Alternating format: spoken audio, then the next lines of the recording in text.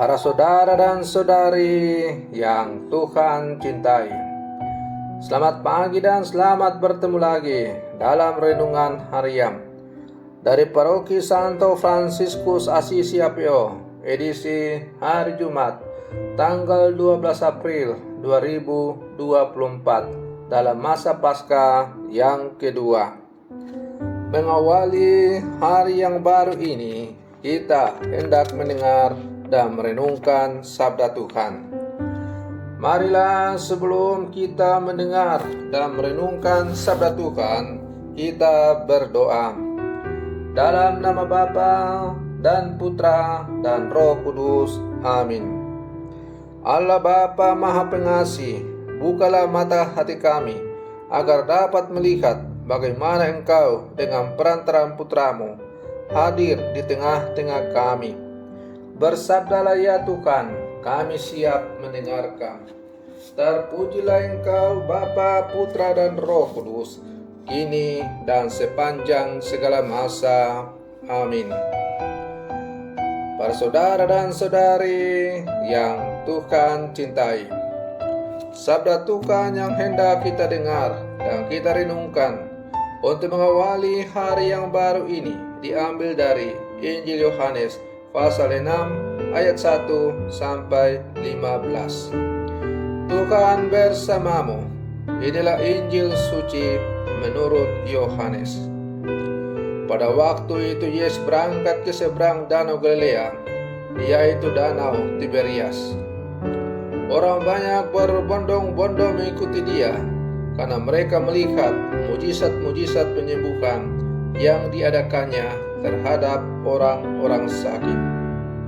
Yesus naik di atas gunung dan duduk di situ dengan murid-muridnya. Ketika itu Paskah, hari raya orang Yahudi, sudah dekat. Ketika Yesus memandang sekelilingnya dan melihat bahwa orang banyak berbondong-bondong datang kepadanya, berkatalah ia kepada Filipus, "Di manakah kita akan membeli roti sehingga mereka ini dapat makan?" Hal itu dikatakannya untuk mencobai dia, sebab ia sendiri tahu apa yang hendak dilakukannya. Jawab Filipus kepadanya, "Roti seharga 200 dinar tidak akan cukup untuk mereka ini, sekalipun masing-masing mendapat sepotong kecil saja." Seorang dari murid-muridnya, yaitu Andreas, saudara Simon Petrus, berkata kepadanya, "Di sini ada seorang anak yang membawa 5 roti jelai dan mempunyai 2 ikan. Tetapi apakah artinya itu untuk orang sebanyak ini?" Kata Yesus, "Suruhlah orang-orang itu duduk." Adapun di tempat itu banyak rumput, maka duduklah orang-orang itu, kira-kira 5.000 laki-laki banyaknya.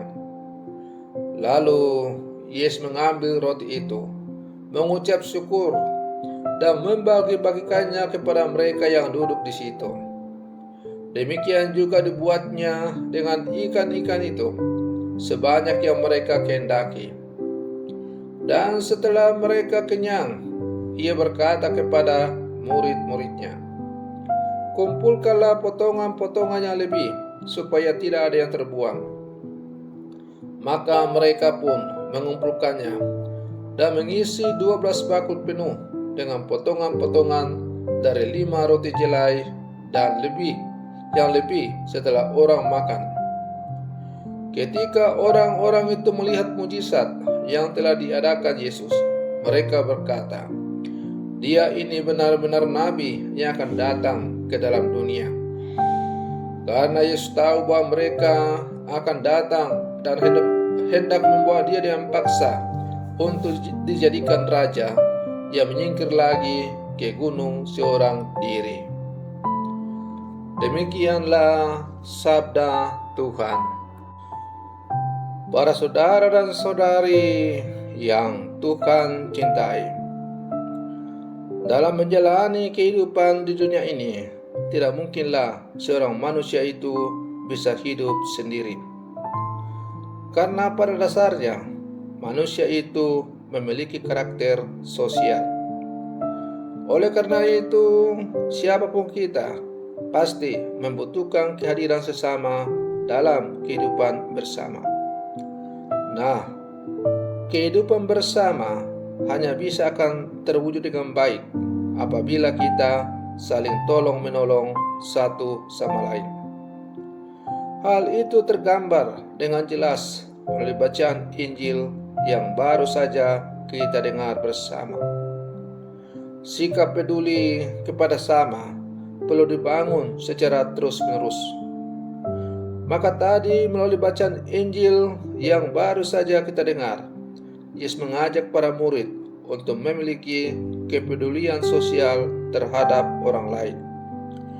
Meskipun tidak selalu mudah, tetapi kita dapat melakukannya ketika kita mau percaya kepada Tuhan. Manusia lama kita perlu ditinggalkan agar dapat berbagi dengan orang yang membutuhkan pertolongan kita. Para saudara dan saudari yang Tuhan cintai, mujizat penggandaan roti ini memperlihatkan perhatian Allah pada kebutuhan konkret kita, umat manusia. Yesus tidak memberikan kepada kita agar kita sekadar hidup, tetapi Ia datang supaya kita mempunyai hidup dan mempunyainya dalam kelimpahan. Menarik apa yang dilakukan Yesus, meskipun Ia sendiri tahu apa yang hendak dilakukannya. Ia melibatkan banyak orang dalam karyanya, bahkan saat orang-orang itu seperti tidak bisa berbuat apa-apa. Filipus mengadakan hitung-hitungan dan mereka merasa tidak mampu. Andreas hanya bisa menunjukkan bahwa ada seorang anak yang mempunyai sedikit roti dan ikan. Namun jelas pada akhirnya mereka mengikuti apa yang diperintahkan Yesus kepada mereka. Para saudara dan saudari yang Tuhan cintai, maka lewat peristiwa penggandaan roti itu, kita diajak bahwa hendaklah dalam kehidupan kita rela berbagi dari apa yang kita miliki. Saya mau mencoba membagi permenungan saya yang lebih mendalam tentang mujizat penggandaan roti ini. Biasanya, kalau orang mengadakan perjalanan jauh, pastilah membawa bekal. Maka, peristiwa penggandaan roti ini adalah Yesus bisa mengubah hati setiap orang yang hadir itu untuk membuka hatinya agar memberikan dari apa yang mereka miliki. Dengan memberikan apa yang dimiliki atau dibawa oleh orang-orang itu, akhirnya mereka semua makan sampai kenyang, bahkan kemudian masih ada sisa yang cukup banyak. Maka demikian pula halnya dalam hidup bersama kita.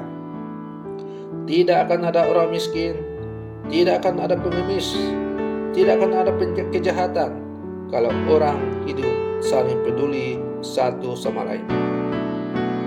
Orang yang mencuri belum tentu ia mencuri karena keinginannya untuk mencuri, tetapi bisa jadi ia mencuri karena ia merasa lapar. Maka kalau kita semua dalam kehidupan bersama, kita saling berbagi satu sama lain, saling memiliki kepedulian satu sama lain, maka saya yakin dan percaya kejahatan di muka bumi ini akan hilang. Kenapa? Karena Tuhan mampu membuka hati kita, mengubah hidup kita, agar kita saling menyatakan kepedulian dengan sesama kita yang sangat membutuhkan demi untuk kelanggengan hidup bersama. Para saudara dan saudari yang Tuhan cintai, maka sebagai murid-murid Yesus yang hidup zaman sekarang, mari kita berlangkah maju bersama, saling berbagi dalam hidup kita, saling memberi kehidupan dalam hidup kita, agar siapapun kita boleh menikmati hidup di hadapan Allah Bapa yang Maha Kuasa, di hadapan Sang Penyelamat kita yang telah bangkit dengan jaya. Kita bangkit bersama Kristus untuk membangun hidup hari esok yang semakin baik. Semoga perlindungan saya ini semakin membawa kita untuk menjadi murid-murid Yesus yang sejati. Selamat pagi, Tuhan Yesus memberkati.